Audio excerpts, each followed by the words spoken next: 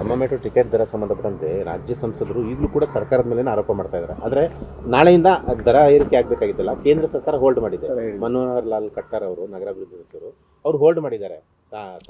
ಇಲ್ಲ, ಇದು ಯಾವಾಗಲೂ ಈ ಮೆಟ್ರೋದು ಪದೇ ಪದೇ ಗೊಂದಲ ಆಗೇ ಆಗ್ತದೆ. ಅವರು ನಾವು ಇಬ್ಬರು ಸೇರಿ ಮಾಡುವಂಥದ್ದು ಯೋಜನೆ ಇದು. ಅವರು ಕೂಡ ಕನ್ಸಲ್ಟ್ ಮಾಡಲೇಬೇಕಲ್ಲ, ಇನ್ಕ್ರೀಸ್ ಮಾಡೋಕ್ಕಾಗಲಿ ಡಿಕ್ರೀಸ್ ಮಾಡೋಕ್ಕಾಗಲಿ. ಈಗ ಅವರು ಹೋಲ್ಡ್ ಮಾಡಿದ್ದಾರೆ. ಮುಂದೆ ಅದು ಎರಡು ರಾಜ್ಯ ಮತ್ತು ಕೇಂದ್ರ ಎರಡು ಸೇರಿಕೊಂಡು ಅಂತಿಮವಾಗಿ ಏನು ತೀರ್ಮಾನ, ಯಾಕೆಂದರೆ ಅದಕ್ಕೆ ಆಟೋನಮಸ್ ಸ್ಟೇಟಸ್ ಕೊಟ್ಟಿದ್ದಾರೆ. ಅಲ್ಲಿನ CMD ರಾಜ್ಯ ಸರ್ಕಾರವನ್ನು ಕೇಳ್ಕೊಂಡು ಏನು ಮಾಡೋದಿಲ್ಲ. ಅವ್ರ ತೀರ್ಮಾನಗಳನ್ನು, ಅದು ಬೋರ್ಡ್ ಇರೋದರಿಂದ ಅವ್ರ ತೀರ್ಮಾನನ ಮಾಡ್ತಾರೆ. ಯಾಕೆಂದರೆ ನಾನು ಕೂಡ ಒಂದಷ್ಟು ದಿವಸ ಅದರಲ್ಲಿ ಇನ್ಚಾರ್ಜ್ ಆಗಿದ್ದೆ, ನನ್ನ ಮೆಟ್ರೋದಲ್ಲಿ ಕೂಡ. ಆದರೆ ಅದನ್ನು ನಾವು ಕೇಳುವಂಥದ್ದು ರಾಜ್ಯ ಸರ್ಕಾರ ನಿಯಂತ್ರಣ ಮಾಡುವಂಥದ್ದು ಕಷ್ಟ ಇರುತ್ತೆ. ಕಮಿಟಿ ಬೇರೆ ಮಾಡೋದಕ್ಕೆ ಕಮಿಟಿ ಬೇರೆ ಮಾಡ್ಬೋದು, ಕಮಿಟಿಯನ್ನು ಬೇರೆ ಮಾಡ್ಬೋದು. ಕಮಿಟಿ ಮಾಡಿದ ಕ್ಷಣ ನಮ್ಮನ್ನು ಕೇಳೇ ಮಾಡ್ತಾರೆ ಅಂತ ಏನಿಲ್ಲ.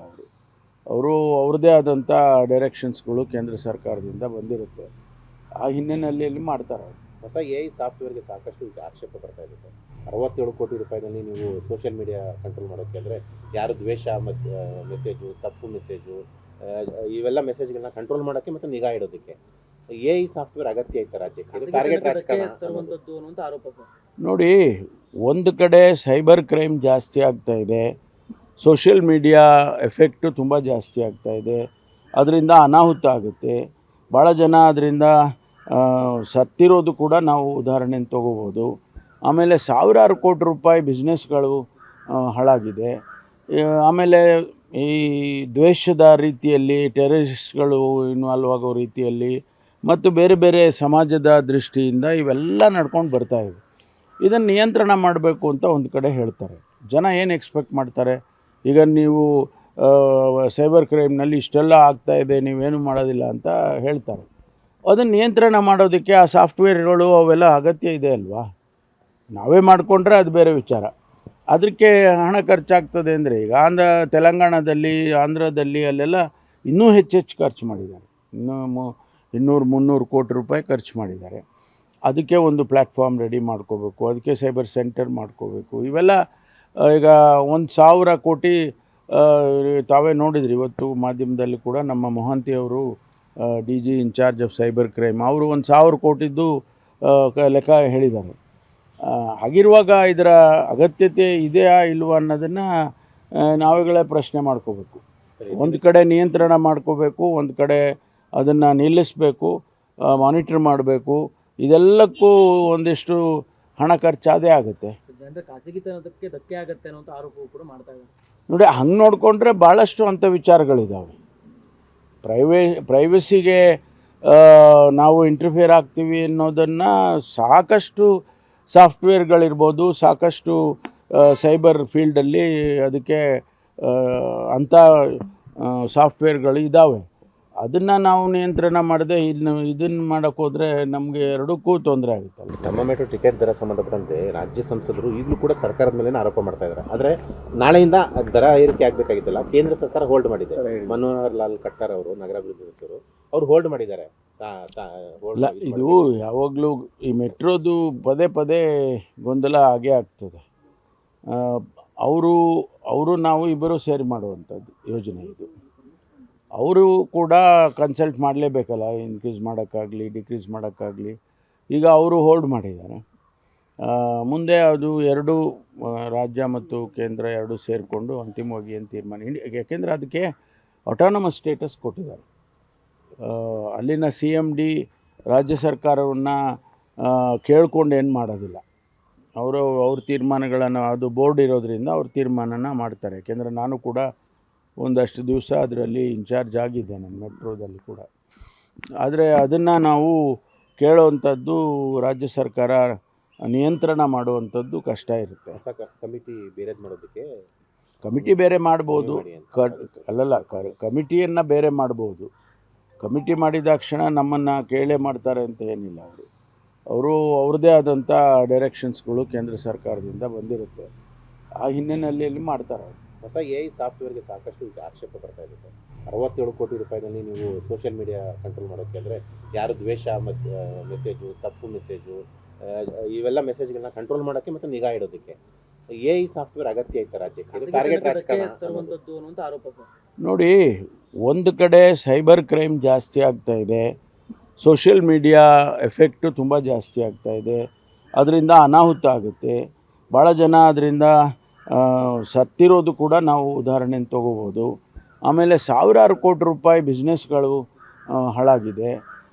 ಆಮೇಲೆ ಈ ದ್ವೇಷದ ರೀತಿಯಲ್ಲಿ ಟೆರರಿಸ್ಟ್ಗಳು ಇನ್ವಾಲ್ವ್ ಆಗೋ ರೀತಿಯಲ್ಲಿ ಮತ್ತು ಬೇರೆ ಬೇರೆ ಸಮಾಜದ ದೃಷ್ಟಿಯಿಂದ ಇವೆಲ್ಲ ನಡ್ಕೊಂಡು ಬರ್ತಾಯಿದೆ. ಇದನ್ನು ನಿಯಂತ್ರಣ ಮಾಡಬೇಕು ಅಂತ ಒಂದು ಕಡೆ ಹೇಳ್ತಾರೆ. ಜನ ಏನು ಎಕ್ಸ್ಪೆಕ್ಟ್ ಮಾಡ್ತಾರೆ, ಈಗ ನೀವು ಸೈಬರ್ ಕ್ರೈಮ್ನಲ್ಲಿ ಇಷ್ಟೆಲ್ಲ ಆಗ್ತಾಯಿದೆ, ನೀವೇನು ಮಾಡೋದಿಲ್ಲ ಅಂತ ಹೇಳ್ತಾರೆ. ಅದನ್ನು ನಿಯಂತ್ರಣ ಮಾಡೋದಕ್ಕೆ ಆ ಸಾಫ್ಟ್ವೇರ್ಗಳು ಅವೆಲ್ಲ ಅಗತ್ಯ ಇದೆ ಅಲ್ವಾ? ನಾವೇ ಮಾಡಿಕೊಂಡ್ರೆ ಅದು ಬೇರೆ ವಿಚಾರ. ಅದಕ್ಕೆ ಹಣ ಖರ್ಚಾಗ್ತದೆ ಅಂದರೆ ಈಗ ತೆಲಂಗಾಣದಲ್ಲಿ, ಆಂಧ್ರದಲ್ಲಿ ಅಲ್ಲೆಲ್ಲ ಇನ್ನೂ ಹೆಚ್ಚೆಚ್ಚು ಖರ್ಚು ಮಾಡಿದ್ದಾರೆ. ಇನ್ನೂ 200-300 ಕೋಟಿ ರೂಪಾಯಿ ಖರ್ಚು ಮಾಡಿದ್ದಾರೆ. ಅದಕ್ಕೆ ಒಂದು ಪ್ಲ್ಯಾಟ್ಫಾರ್ಮ್ ರೆಡಿ ಮಾಡ್ಕೋಬೇಕು, ಅದಕ್ಕೆ ಸೈಬರ್ ಸೆಂಟರ್ ಮಾಡ್ಕೋಬೇಕು. ಇವೆಲ್ಲ ಈಗ 1,000 ಕೋಟಿ ತಾವೇ ನೋಡಿದ್ರಿ ಇವತ್ತು ಮಾಧ್ಯಮದಲ್ಲಿ ಕೂಡ. ನಮ್ಮ ಮೊಹಂತಿ ಅವರು DG in-charge of cyber crime, ಅವರು 1,000 ಕೋಟಿದ್ದು ಲೆಕ್ಕ ಹೇಳಿದ್ದಾರೆ. ಹಾಗಿರುವಾಗ ಇದರ ಅಗತ್ಯತೆ ಇದೆಯಾ ಇಲ್ವಾ ಅನ್ನೋದನ್ನು ನಾವುಗಳೇ ಪ್ರಶ್ನೆ ಮಾಡ್ಕೋಬೇಕು. ಒಂದು ಕಡೆ ನಿಯಂತ್ರಣ ಮಾಡ್ಕೋಬೇಕು, ಒಂದು ಕಡೆ ಅದನ್ನು ನಿಲ್ಲಿಸಬೇಕು, ಮಾನಿಟ್ರ್ ಮಾಡಬೇಕು. ಇದೆಲ್ಲಕ್ಕೂ ಒಂದಿಷ್ಟು ಹಣ ಖರ್ಚಾದೇ ಆಗುತ್ತೆ. ಜನರ ಖಾಸಗಿತನಕ್ಕೆ ಧಕ್ಕೆ ಆಗುತ್ತೆ ಅನ್ನೋಂಥ ಆರೋಪವೂ ಕೂಡ ಮಾಡ್ತಾ ಇದ್ದಾರೆ. ನೋಡಿ, ಹಂಗೆ ನೋಡಿಕೊಂಡ್ರೆ ಭಾಳಷ್ಟು ಅಂಥ ವಿಚಾರಗಳಿದ್ದಾವೆ. ಪ್ರೈವಸಿಗೆ ನಾವು ಇಂಟರ್ಫಿಯರ್ ಆಗ್ತೀವಿ ಅನ್ನೋದನ್ನು ಸಾಕಷ್ಟು ಸಾಫ್ಟ್ವೇರ್ಗಳಿರ್ಬೋದು, ಸಾಕಷ್ಟು ಸೈಬರ್ ಫೀಲ್ಡಲ್ಲಿ ಅದಕ್ಕೆ ಅಂಥ ಸಾಫ್ಟ್ವೇರ್ಗಳು ಇದ್ದಾವೆ. ಅದನ್ನು ನಾವು ನಿಯಂತ್ರಣ ಮಾಡದೆ ಇದನ್ನು ಮಾಡೋಕ್ಕೆ ಹೋದರೆ ನಮಗೆ ಎರಡಕ್ಕೂ ತೊಂದರೆ ಆಗುತ್ತಲ್ಲ. ತಮ್ಮ ಮೆಟ್ರೋ ಟಿಕೆಟ್ ದರ ಸಂಬಂಧಪಟ್ಟಂತೆ ರಾಜ್ಯ ಸಂಸದರು ಈಗಲೂ ಕೂಡ ಸರ್ಕಾರದ ಮೇಲೆ ಆರೋಪ ಮಾಡ್ತಾ ಇದ್ದಾರೆ. ಆದರೆ ನಾಳೆಯಿಂದ ದರ ಏರಿಕೆ ಆಗಬೇಕಾಗಿತ್ತಲ್ಲ, ಕೇಂದ್ರ ಸರ್ಕಾರ ಹೋಲ್ಡ್ ಮಾಡಿದೆ. ಮನೋಹರ್ ಲಾಲ್ ಖಟ್ಟರ್ ಅವರು, ನಗರಾಭಿವೃದ್ಧಿ ಸಚಿವರು, ಅವರು ಹೋಲ್ಡ್ ಮಾಡಿದ್ದಾರೆ. ಇದು ಯಾವಾಗಲೂ ಈ ಮೆಟ್ರೋದು ಪದೇ ಪದೇ ಗೊಂದಲ ಆಗೇ ಆಗ್ತದೆ. ಅವರು ನಾವು ಇಬ್ಬರು ಸೇರಿ ಮಾಡುವಂಥದ್ದು ಯೋಜನೆ ಇದು. ಅವರು ಕೂಡ ಕನ್ಸಲ್ಟ್ ಮಾಡಲೇಬೇಕಲ್ಲ, ಇನ್ಕ್ರೀಸ್ ಮಾಡೋಕ್ಕಾಗಲಿ ಡಿಕ್ರೀಸ್ ಮಾಡೋಕ್ಕಾಗಲಿ. ಈಗ ಅವರು ಹೋಲ್ಡ್ ಮಾಡಿದ್ದಾರೆ. ಮುಂದೆ ಅದು ಎರಡೂ ರಾಜ್ಯ ಮತ್ತು ಕೇಂದ್ರ ಎರಡೂ ಸೇರಿಕೊಂಡು ಅಂತಿಮವಾಗಿ ಏನು ತೀರ್ಮಾನ, ಯಾಕೆಂದರೆ ಅದಕ್ಕೆ ಆಟೋನಮಸ್ ಸ್ಟೇಟಸ್ ಕೊಟ್ಟಿದ್ದಾರೆ. ಅಲ್ಲಿನ CMD ರಾಜ್ಯ ಸರ್ಕಾರವನ್ನು ಕೇಳ್ಕೊಂಡು ಏನು ಮಾಡೋದಿಲ್ಲ. ಅವ್ರ ತೀರ್ಮಾನಗಳನ್ನು, ಅದು ಬೋರ್ಡ್ ಇರೋದರಿಂದ ಅವ್ರ ತೀರ್ಮಾನನ ಮಾಡ್ತಾರೆ. ಯಾಕೆಂದರೆ ನಾನು ಕೂಡ ಒಂದಷ್ಟು ದಿವಸ ಅದರಲ್ಲಿ ಇನ್ಚಾರ್ಜ್ ಆಗಿದ್ದೆ, ನನ್ನ ಮೆಟ್ರೋದಲ್ಲಿ ಕೂಡ. ಆದರೆ ಅದನ್ನು ನಾವು ಕೇಳೋವಂಥದ್ದು ರಾಜ್ಯ ಸರ್ಕಾರ ನಿಯಂತ್ರಣ ಮಾಡುವಂಥದ್ದು ಕಷ್ಟ ಇರುತ್ತೆ. ಹೊಸ ಕಮಿಟಿ ಬೇರೆ ಮಾಡೋದಕ್ಕೆ ಕಮಿಟಿ ಬೇರೆ ಮಾಡ್ಬೋದು, ಕಮಿಟಿಯನ್ನು ಬೇರೆ ಮಾಡ್ಬೋದು. ಕಮಿಟಿ ಮಾಡಿದ ತಕ್ಷಣ ನಮ್ಮನ್ನು ಕೇಳೇ ಮಾಡ್ತಾರೆ ಅಂತ ಏನಿಲ್ಲ. ಅವರು ಅವ್ರದ್ದೇ ಆದಂಥ ಡೈರೆಕ್ಷನ್ಸ್ಗಳು ಕೇಂದ್ರ ಸರ್ಕಾರದಿಂದ ಬಂದಿರುತ್ತೆ. ಆ ಹಿನ್ನೆಲೆಯಲ್ಲಿ ಮಾಡ್ತಾರೆ. ಹೊಸ AI ಸಾಫ್ಟ್ವೇರ್ಗೆ ಸಾಕಷ್ಟು ಆಕ್ಷೇಪ ಬರ್ತಾ ಇದೆ ಸರ್. 67 ಕೋಟಿ ರೂಪಾಯಿನಲ್ಲಿ ನೀವು ಸೋಷಿಯಲ್ ಮೀಡಿಯಾ ಕಂಟ್ರೋಲ್ ಮಾಡೋಕ್ಕೆ ಅಂದರೆ ಯಾರು ದ್ವೇಷ ಮೆಸೇಜು, ತಪ್ಪು ಮೆಸೇಜು, ಇವೆಲ್ಲ ಮೆಸೇಜ್ಗಳನ್ನ ಕಂಟ್ರೋಲ್ ಮಾಡೋಕ್ಕೆ ಮತ್ತು ನಿಗಾ ಇಡೋದಕ್ಕೆ AI ಸಾಫ್ಟ್ವೇರ್ ಅಗತ್ಯ ಐತೆ ರಾಜ್ಯಕ್ಕೆ. ಇದು ಟಾರ್ಗೆಟ್ ರಾಜಕಾರಣ ತರುವಂತದ್ದು ಅನ್ನುವಂತ ಆರೋಪ ಸರ್. ನೋಡಿ, ಒಂದು ಕಡೆ ಸೈಬರ್ ಕ್ರೈಮ್ ಜಾಸ್ತಿ ಆಗ್ತಾ ಇದೆ, ಸೋಷಿಯಲ್ ಮೀಡಿಯಾ ಎಫೆಕ್ಟು ತುಂಬ ಜಾಸ್ತಿ ಆಗ್ತಾ ಇದೆ, ಅದರಿಂದ ಅನಾಹುತ ಆಗುತ್ತೆ. ಭಾಳ ಜನ ಅದರಿಂದ ಸತ್ತಿರೋದು ಕೂಡ ನಾವು ಉದಾಹರಣೆ ತೊಗೋಬೋದು.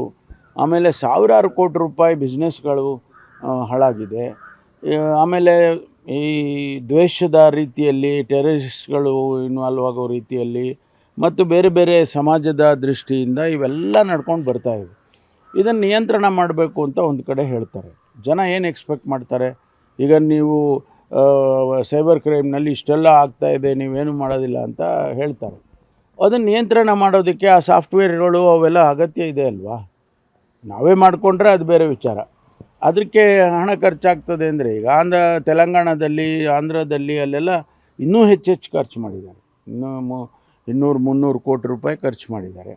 ಅದಕ್ಕೆ ಒಂದು ಪ್ಲ್ಯಾಟ್ಫಾರ್ಮ್ ರೆಡಿ ಮಾಡ್ಕೋಬೇಕು, ಅದಕ್ಕೆ ಸೈಬರ್ ಸೆಂಟರ್ ಮಾಡ್ಕೋಬೇಕು. ಇವೆಲ್ಲ ಈಗ 1,000 ಕೋಟಿ ತಾವೇ ನೋಡಿದ್ರಿ ಇವತ್ತು ಮಾಧ್ಯಮದಲ್ಲಿ ಕೂಡ. ನಮ್ಮ ಮೊಹಂತಿ ಅವರು D G in-charge of cyber crime, ಅವರು 1,000 ಕೋಟಿದ್ದು ಲೆಕ್ಕ ಹೇಳಿದ್ದಾರೆ. ಹಾಗಿರುವಾಗ ಇದರ ಅಗತ್ಯತೆ ಇದೆಯಾ ಇಲ್ವಾ ಅನ್ನೋದನ್ನು ನಾವುಗಳೇ ಪ್ರಶ್ನೆ ಮಾಡ್ಕೋಬೇಕು. ಒಂದು ಕಡೆ ನಿಯಂತ್ರಣ ಮಾಡ್ಕೋಬೇಕು, ಒಂದು ಕಡೆ ಅದನ್ನು ನಿಲ್ಲಿಸಬೇಕು, ಮಾನಿಟ್ರ್ ಮಾಡಬೇಕು. ಇದೆಲ್ಲಕ್ಕೂ ಒಂದಿಷ್ಟು ಹಣ ಖರ್ಚಾದೇ ಆಗುತ್ತೆ. ಜನರ ಖಾಸಗಿತನಕ್ಕೆ ಧಕ್ಕೆ ಆಗುತ್ತೆ ಅನ್ನೋಂಥ ಆರೋಪವೂ ಕೂಡ ಮಾಡ್ತಾ ಇದ್ದಾರೆ. ನೋಡಿ, ಹಂಗೆ ನೋಡಿಕೊಂಡ್ರೆ ಭಾಳಷ್ಟು ಅಂಥ ವಿಚಾರಗಳಿದ್ದಾವೆ. ಪ್ರೈವಸಿಗೆ ನಾವು ಇಂಟರ್ಫಿಯರ್ ಆಗ್ತೀವಿ ಅನ್ನೋದನ್ನು ಸಾಕಷ್ಟು ಸಾಫ್ಟ್ವೇರ್ಗಳಿರ್ಬೋದು, ಸಾಕಷ್ಟು ಸೈಬರ್ ಫೀಲ್ಡಲ್ಲಿ ಅದಕ್ಕೆ ಅಂಥ ಸಾಫ್ಟ್ವೇರ್ಗಳು ಇದ್ದಾವೆ. ಅದನ್ನು ನಾವು ನಿಯಂತ್ರಣ ಮಾಡದೆ ಇದನ್ನು ಮಾಡೋಕ್ಕೆ ಹೋದರೆ ನಮಗೆ ಎರಡಕ್ಕೂ ತೊಂದರೆ ಆಗುತ್ತಲ್ಲ.